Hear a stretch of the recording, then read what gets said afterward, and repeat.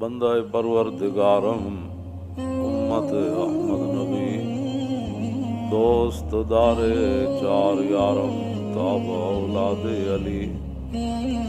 مذہب حنفیہ دارم ملت حضرت خلیل خاک پائے غوث اعظم زیر سایہ ہر ولی صدیق عکس حسن کمال محمد است فاروق ذل جاہ جلال محمد است عثمان ضیاء شمع جمال محمد است حیدر بہار باغ خصال محمد است صلی اللہ تعالی علیہ وسلم۔ حضرت امام بوصیری نے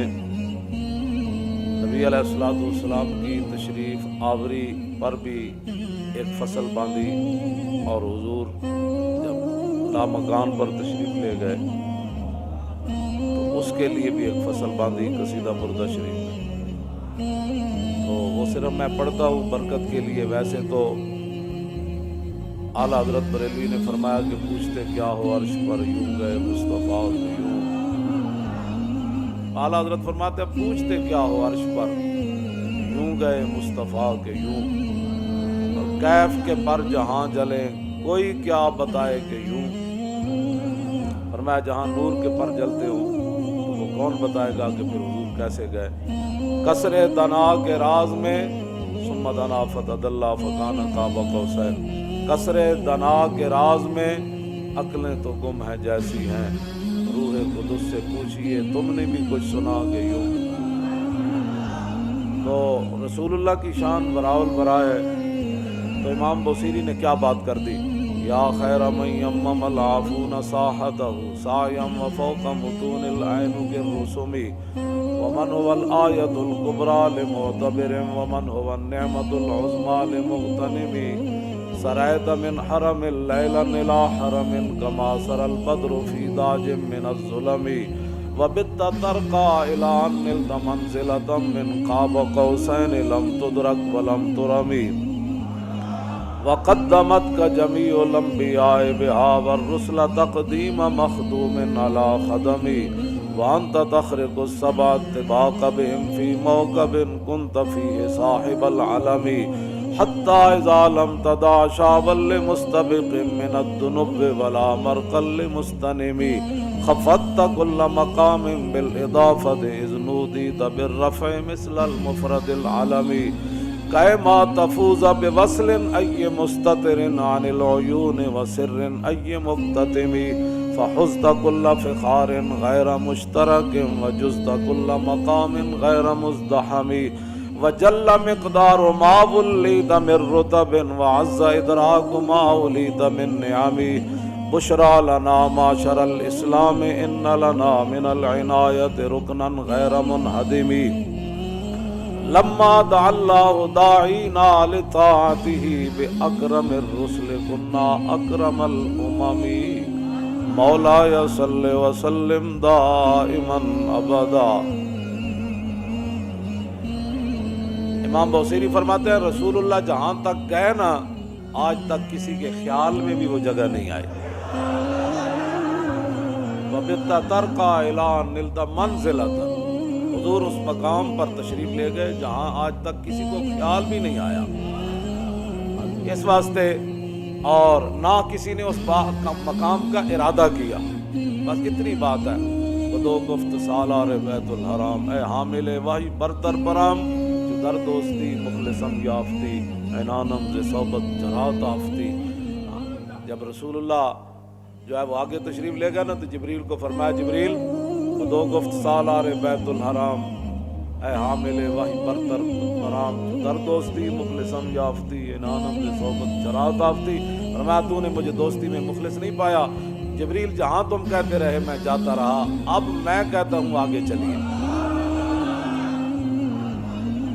اگر یکسر منہ برتر برم فروغ تجلا بسوغ برم، بس اتنی بات عرض کی حضور آپ فرماتے ہیں میں آگے چلوں، میں تو ایک بال برابر بھی آگے ہوا میں تو جل جاؤں گا۔ کہاں تشریف لے گئے؟ اے مولویاں پھر جھگڑے کتوں کٹے نور بشر دے؟ نور تو پھر رک گئے، پھر آگے کون گئے؟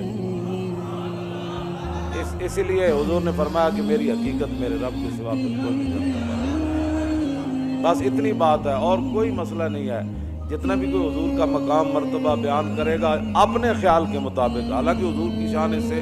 آگے ہے۔ داتا صاحب کشف المعجوب میں لکھتے ہیں بات تو یہ ہے احسان مندی کی، فرمایا کہ جس مقام پر رسول اللہ تشریف لے گئے تھے معراج والی رات،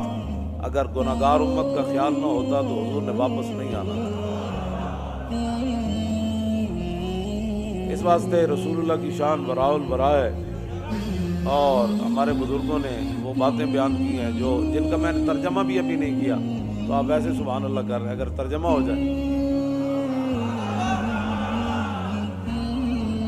تو حضور کی شان براء البراء ہے۔ صرف جہاں بھی بیٹھے حضور کی شانیں بیان کریں۔ دین کی ترجمانی کے لیے بھی تو اندر کوئی دم خم چاہیے نا،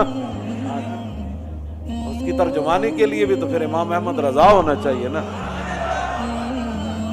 یا امام ربانی ہونے چاہیے جو قلعہ گوالیار میں بھی جا کر اذان دے دے، اور جب رسول اللہ کے بارے میں لفظ یتیم آ جائے تو امام احمد رضا کا قلم جو ہے وہ اپنے آپ سے باہر ہو جائے کہ بندے حضور کے بارے میں حضور کو یتیم کہہ دیا تو اعلیٰ حضرت نے فرمایا اس کو پتہ نہیں تھا مولوی کو، اس نے کیا تقریر کی؟ حضور اقدس قاسم النعم مالک الارض رکاب امم موتی منعم قسم قیم ولی والی علی عالی کاشف القرب رافع الرتب معین کافی حفیظ وافی شفیع شافی عافی غفور جمیل عزیز جلیل وہاب غنی کریم عزیز خلیفہ مطلق حضرت رب مالک الناس دیان العرب ولی الفضل جلی الافضال رفیع المثل ممتنع الامثال صلی اللہ تعالی علیہ۔ توجہ، تو بندہ رسول اللہ کی شان جو بیان کرنی ہے تو پھر اس انداز سے پہلے بندہ علم پڑھے، صرف 4 کتابیں رکھ کے جو 2-4 اجہل سامنے بٹھا گا کیا بات کی بھئی، اجہل کو کیا پتہ ہے بیان کرنے کے لیے؟ وہ تو ایک مولوی نے بھی اعلیٰ حضرت کے دور کے اندر بیان کر دی کہ رسول اللہ نے حضرت نجاشی کی نماز پڑھی اور کہا کہ اس حدیث سے ثابت ہوتا ہے، اس نے بخاری شریف کی شرح لکھی اور اس نے لکھا کہ حضور نے مدینہ منورہ میں حضرت نجاشی کی نماز جنازہ پڑھی، تو اس حدیث سے ثابت ہوتا ہے کہ امام کا رخ اگر قبلے کی طرف ہو اور میت غیر قبلے کی طرف پڑی ہو تو نماز جنازہ ہو جاتا ہے۔ اعلیٰ حضرت نے فرمایا اس جاہل کو یہ بھی نہیں پتا کہ مدینہ منورہ سے حبشہ جو ہے وہ قبلہ کی جانب ہے، حبشے کی طرف ہے جی، تو پتہ بندے کو یہ بھی نہ ہو اور بندہ بخاری کی شرح لکھ دے، ہاں جی، اعلیٰ حضرت فرماتے ہیں اس جاہل کو یہ بھی نہیں پتا تھا۔ تو لوگ ہمارے اس طرح کے آج کل بڑے بڑے جناب، حضور نے فرمایا نا یکون فی آخر الزمان دجالون کذابون یاتونکم من الاحادیث ما لم تسمعوا انتم ولا آباؤکم فایاکم وایاہم لا یضلونکم ولا یفتنونکم۔ حضور نے فرمایا ایک وقت آئے گا کہ آخری زمانے میں بڑے بڑے فریبیے پیدا ہوں گے۔ بھائی جن مسائل کے اندر امت خاموش ہے، جو ہمارے بزرگ مسائل حل کر چکے ہیں، کن کے کہنے پر تم نئے نئے مسائل کھڑے کر رہے ہو؟ اس وقت ان مسائل کا وقت ہے، اس وقت تو مسائل کا وقت یہ ہے کہ برما میں کیا ہوا اور دہلی کی جامع مسجد کے امام صاحب کی آنکھیں نکال دی گئی۔